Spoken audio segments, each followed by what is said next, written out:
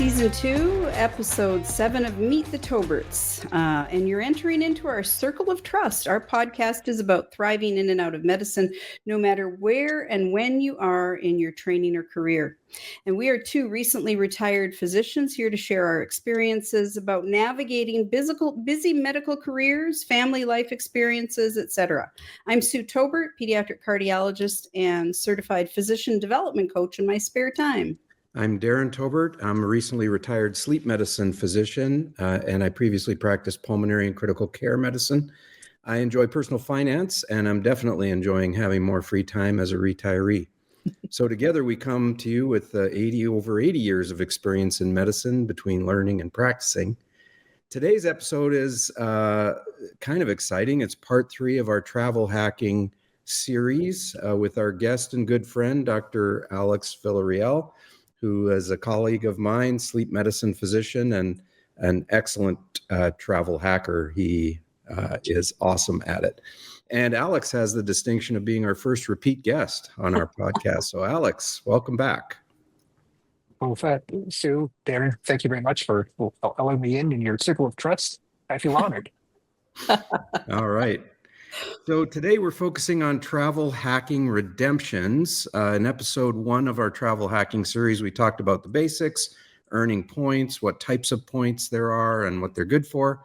And so now we're sitting on a whole pile of points and we need to know how to best use them.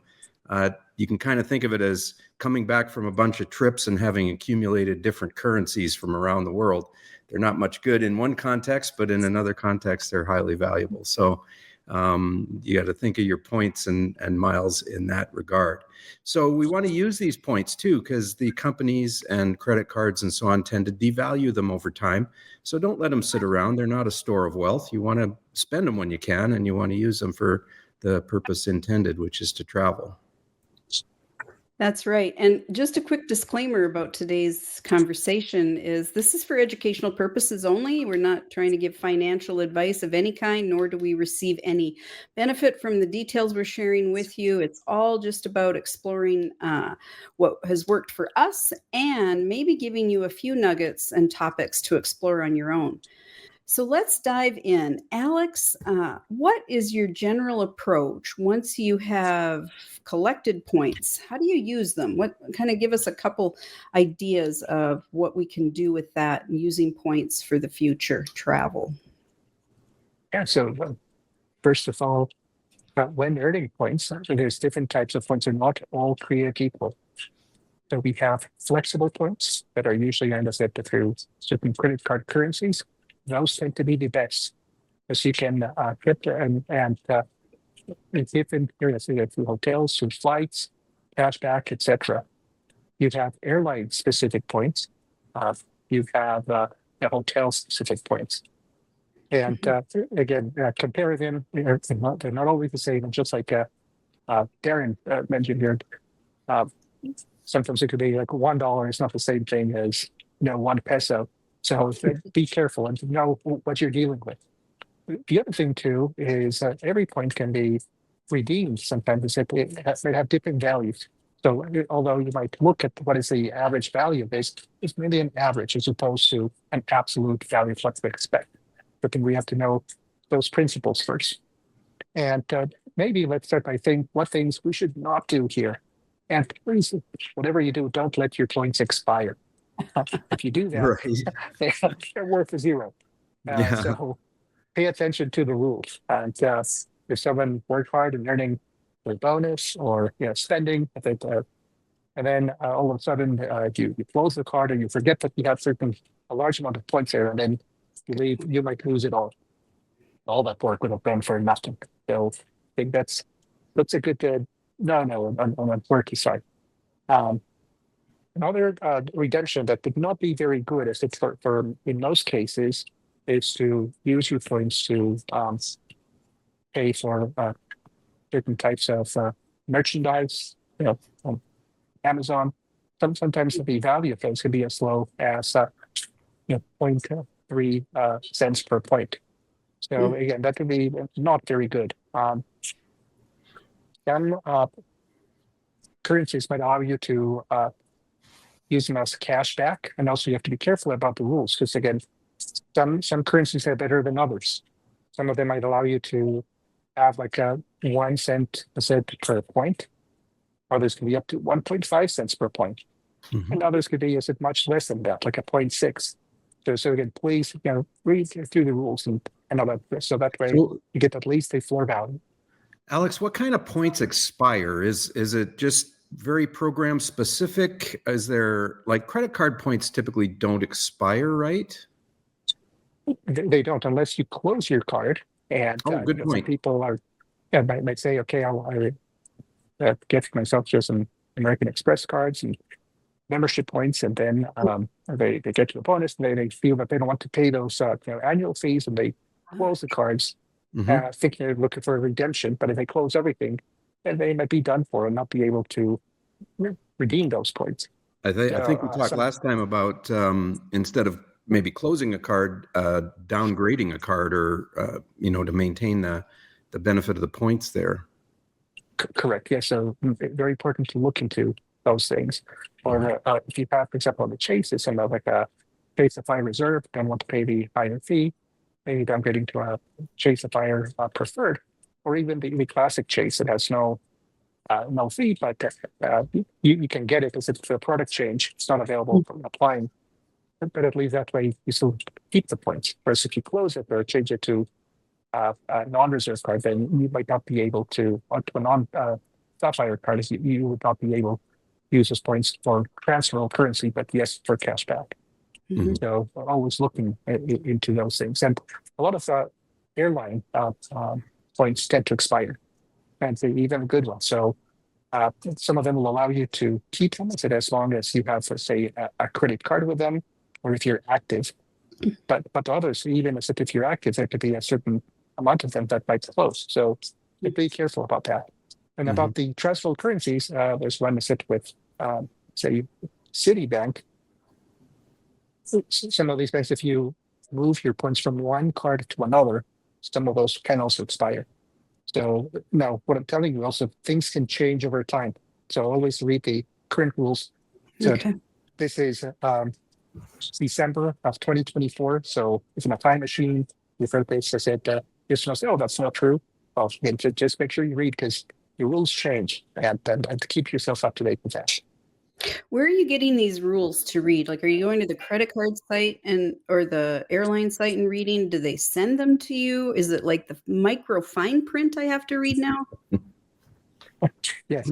So if you apply for a card, make sure you read the fine print because it's all there. So but Okay. you can also hack that, and there's some websites where you can actually take a look and see some of the most current things. So you have frequent miler or the points guy, Yeah. upgrading with points, or you may be able to see like a summary of those things. But if you really, really want to make sure, you better read the fine print yourself, especially if you carry one of those cards. Right. You have a I was large afraid you were balance. going to tell me that. Just as we're talking about redemptions too, I think it might be helpful to the audience just to know that it's pretty standard to use a valuation metric of cents per point, and that's just simply derived by taking the redemption that you got, finding the cash cost of that redemption, and then dividing that by the number of points you used to get the cents that you paid per point, or the cents of value that you received per point. And there are, as Alex was saying, there's a couple of websites, or 3 or 4, that actually publish on a month-by-month basis what they estimate the value of the currencies would be in cents per point. So it's kind of helpful to look through those. Some like Chase and Amex are valued at you should be able to receive at least a little over 2 cents a point on average. And as we'll talk later, you can sometimes do even better than that. And other points, some hotel points are valued at less than around half a cent per point. So just give you a rough idea of what your currency is worth, gives you a rough idea of which ones you should be earning and targeting. Correct. And to that equation that you mentioned, it's very important also to subtract the civic costs. And you have to add the taxes and fees, because the points are just part of that, but then you might have taxes and fees. So again, not all things are the same. For example, with some of the U.S. Airline carriers, taxes and fees tend to be quite low. For some of those based in the UK or some European airlines who have to pay a lot more, sometimes up to $1,000 depending on type of ticket. Oh, So it isn't as huge of a cost saving. So look at those things too. that's Yeah, in the fine European- print, right? It's all in the fine print. The European carriers often will have carbon taxes and fuel surcharges added on and so on. So yeah, that's part of the equation too, is to figure out when you're calculating what kind of value you received for your points, you have to subtract what you paid in cash for taxes and fees. So we've established that letting points expired is not a good use of them, right? Because you end up getting nothing, and that's just simply knowing your program. I've found too that a lot of programs will send you an email to warn you that you have points that are likely to expire and to kind of give you a chance. That's probably program specific, and there might be some where they just let them go to zero without warning you. But in my experience, I've been warned a couple of times where I had to have some activity on an account to maintain them. So don't let them expire. That's just a matter of reading through. And Alex, you said then that we can get, we can purchase things using points. But what I heard is not so much like shopping portals, and maybe do gift cards come into that too? Yes. So purchasing, redeeming the secure points for gift cards is usually not a good idea.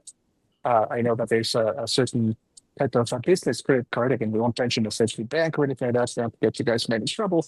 Or you can sometimes just purchase if certain gift cards can be on sale through an office supply store, and that way you can multiply points. And that's actually allowed. So you can always make sure that you read the rules so that you don't break rules and that you do things in good faith. Because no one wants to get into trouble with just manufacturing spend. I know a lot of some people promote that, but that's I don't think a good idea. I think that it has to be done organically, but it has to be done thoughtfully in a way that's smart. So if you do that, I think that's just an honest way of earning those points. You can do it in some cases, but they're usually gift cards, letting them expire, or redeeming things for merchandise like bad things. You know about the good things are the floor. They say for airline specific points, if you redeem them for just your regular class of tickets, just to set a base fare, it tends to be a little bit of a lower redemption value compared to the more expensive, business class or first class. Availability may be more difficult when redeeming for those, but you'll have a much higher value for those. What do you mean by redemption class, Alex? Sorry to interrupt. Can you explain that a bit more? Yes. So, for example, said if you have some points and get say Comfort Plus, maybe you might get like a cent and a half per point versus say for certain business classes you might get sometimes up to like 4, in some cases even 12 cents if you per point.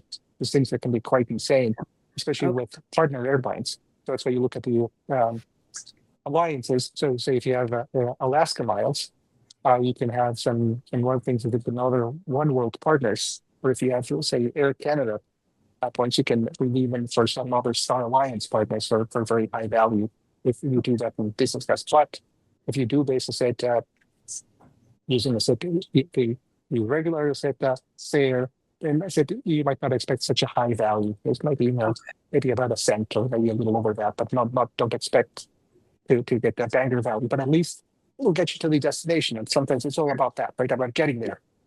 Mm-hmm. Yeah, you're weighing your pros and cons for what you're going to be spending there. Yeah, right. Alex, what about using points like on a credit card travel portal? There's the Amex travel portal, and Chase has a travel portal, and they always promise you that when you spend cash through them, that they will give you extra points, 5 or 10x points for booking your travel through them. What about redeeming points through them? Is that a good value? I tell you, in most cases, I would say it's no. In most cases, it's just about a cent or a cent and a half. A cent for your change for a cent and a half, or a cent and 2.5 cents. But for some economy flights, it could be a good value, or for some hotels that are not affiliated with chain, it could be a good value. But always take a look and compare. How does that price compare to other portals or the airline itself? Because if you're getting what appears to be a great value, as you see that the price is much lower elsewhere, then it is not a good value at all, right? So Right. you have to look into it. But it could be a good use of points in some cases. But I'll say in most cases, if you really are looking for significant value, just go directly sit with those with the airlines or the hotel programs. But let's say if you're going to a place that has more boutique hotels, it's a smaller town. Let's say you're going to, I don't know, somewhere in southern Chile, and you're looking to stay at a place that's unique and there's not too many hotels. You get to the portal, you may be able to find a hotel that will be good, and it's a good use of your points that way. Mm-hmm. Yeah. So, so we've outlined some different ways of redeeming points. You can get pretty low value. Of course, we don't let them expire. We get low value typically from redeeming them for statement credits, or using them to purchase things directly, like gift cards. Shopping portals, generally low value. A little bit better ways to use them might be on credit card travel portals like Alex outlined, and in certain hotel redemptions, especially for upper end hotel redemptions, use of points there can be a reasonable redemption. And then the best way, the kind of where the focus is in this whole area, I would say, is on redeeming points for usually higher class airline seats, right? So first class, or the upper end products on the airplanes, and that seems to be where a lot of the discussion is. Alex mentioned that convertible currencies like Amex points or Chase points can be transferred to partner airlines, and knowing the rules of the different partner airlines is kind of where you can really get into the weeds and the detail, but you can find some just incredible values, like Alex was saying, up to 12 or even more cents per point by getting the right redemption. So and then, for economy or coach, you might look at that as a reasonable redemption through a travel portal, but we're really focused more on just the airline redemptions for business and first class seats, right? Correct. If we definitely want to maximize the value, there's where you get the most, especially if it is with the partner airline. Okay, so talking about partners, then we've got to talk about airline alliances, right? So give us a rundown of airline alliances. People need to know what those are. Okay, so these are large groups of airlines that group together. They share codes, they share airports, logistics. So this way, it is going to be a win-win type of a business relationship amongst these groups. So that a carrier from Asia can also provide good connections to Europe and North America or other places. So this is what they're looking for. And a lot of them might actually share, they have the ability to redeem at their own points in partner airlines. And this is how, for example, with, say British Airlines, you might be able to get some good values with say, American Airlines, or in the past, I said, with you could get this and also available redemptions. It says from Canada. It said to say EDCA, they have some. This is a non-alliance partner, but you can have some great redemptions there too. Singapore, ANA, but again, we have to look at some of these alliances. Also look at what are the sweet spots, because they tend to change a lot. So this is one thing that. These points belong to the airlines themselves or the hotels themselves. They have the right to change the rules and the value of these points. So this is why, in general, it's not such a good idea to accumulate too many of them. And so I'll work here and accumulate for the next 10 years. And once I retire, I promise I'm going to like get myself this like awesome trip. It'd be worth as much anymore. So as you earn them, just make sure that you use them too. I think that's also a good principle. So just for our mostly American audience, just to run it down briefly, the three main U.S. airlines are each in a different alliance. So, for example, American Airlines is in what's called the One World Alliance, and the big partners, there's a bunch, but the big partners with One World are British Airways, Japan Airlines, Qantas, and a whole bunch of others. But that's where you can find, you can use, for instance, American Airlines points to book British Airways flights, or you can use say British Airways Avios to book Japan Airlines flights through one or the other portal. To continue on, the Star Alliance is headed by United. That would be the big American carrier in the Star Alliance, and partners with United are Air Canada, Avianca, Turkish Airlines, which can have some great redemptions. And then the third alliance is the SkyTeam Alliance, which is headed by Delta, and they partner with Air France and KLM, the European Airlines, Virgin Atlantic, and others. So it's important to have an understanding of that. We'll link to a cheat sheet that shows which airlines are in which alliance, and also which points are transferable to which airlines programs. And that can be a starter reference for folks to go to when they're looking at these different award tickets. So, Alex, too, there's sometimes bonuses for transferring points, right? So it's not always one-to-one. Can you tell us a bit about that, Alex?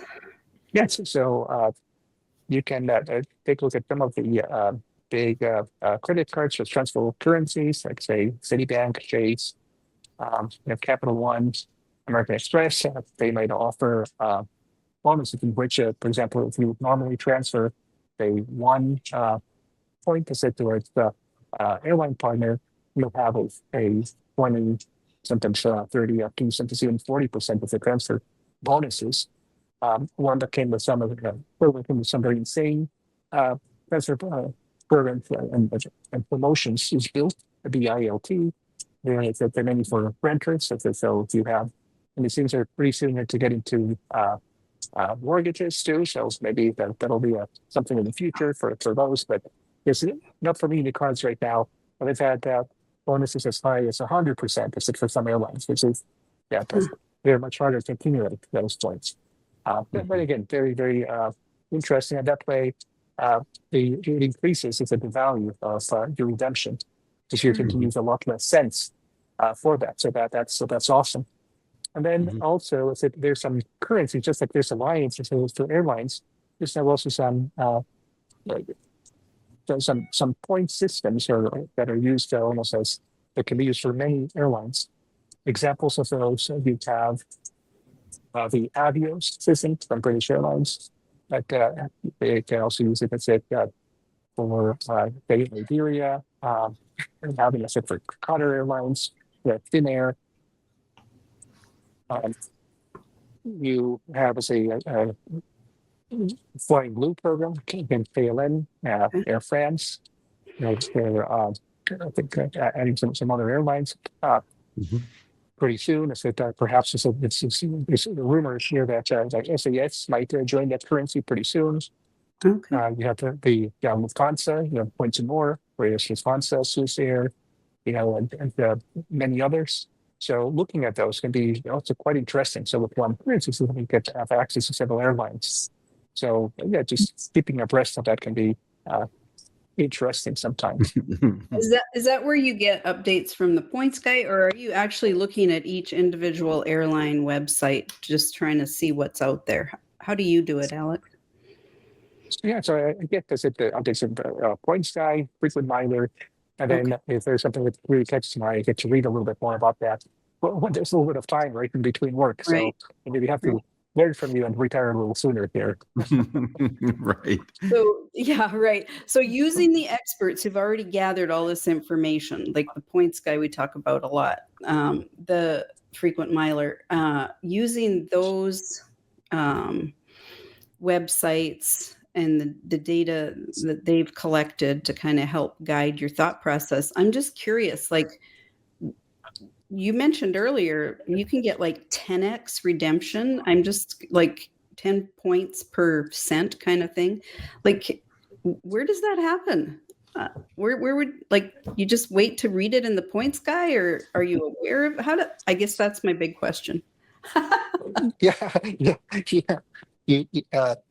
Once is that you take a look at what are the possibilities, and so you think about plans, and if you have no time constraints, if you're flexible with your time, if Oh, you're mhm. retired and all that, then it is much easier to find that out. So there's certain sites, where that you can take a look at. Say, I want to travel from point A to point B, or even if you're open, you can say take a look at promotions. Let's say from North America to Europe, and to look at where you can find things. And sometimes you might not necessarily want to travel to or from the hub city.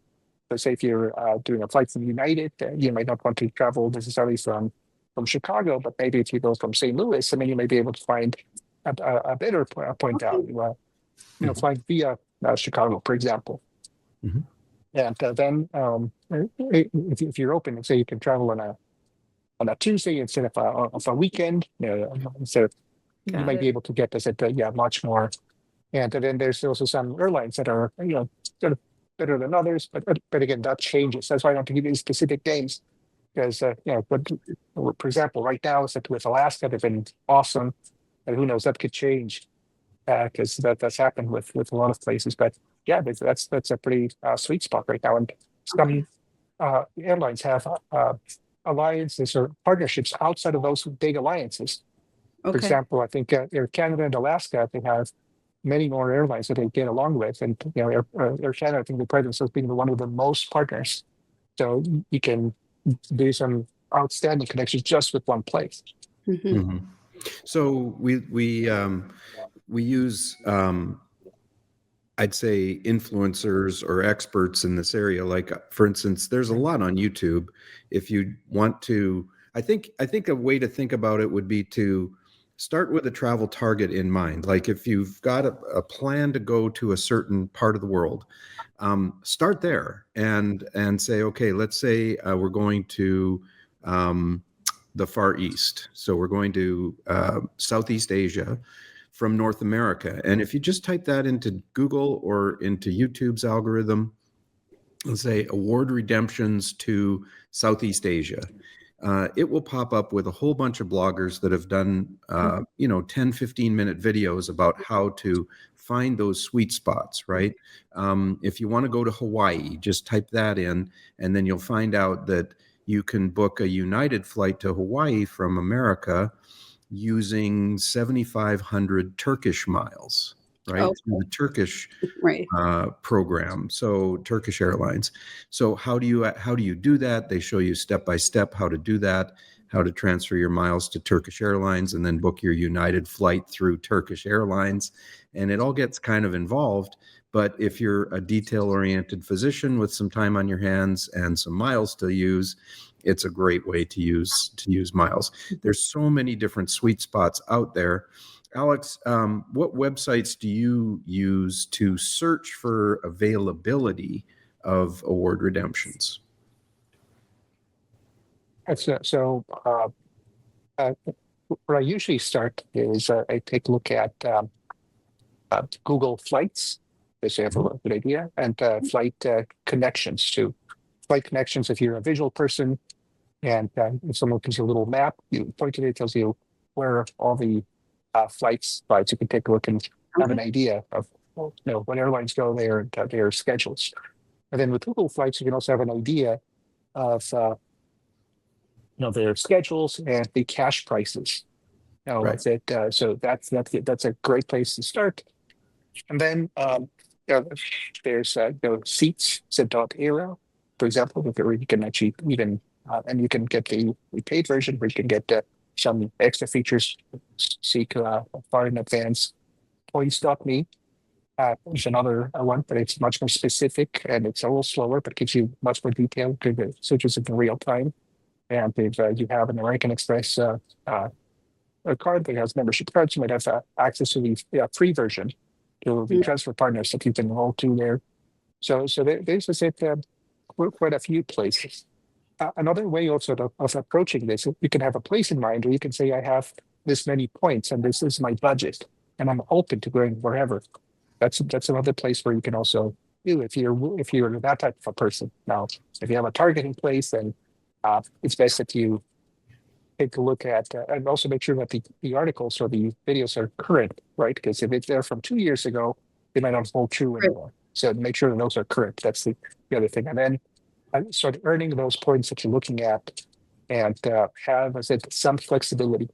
If you only have a particular week that you can go, you might have to be willing to have a lower redemption value.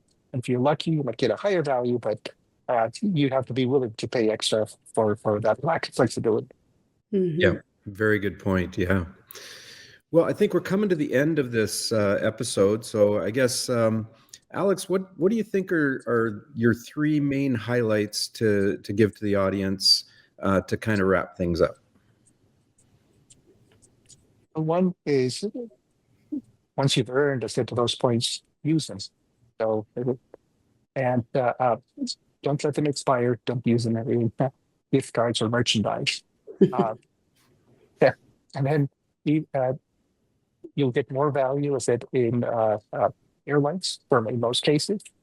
Perhaps the only exception might be as of in December of 2024, some Hyatt redemptions where you can get that, but not in this Magnificent group, but you can get some decent redemptions as to Hyatt. But other hotel chains, it's a much lower value. And you can get, basically,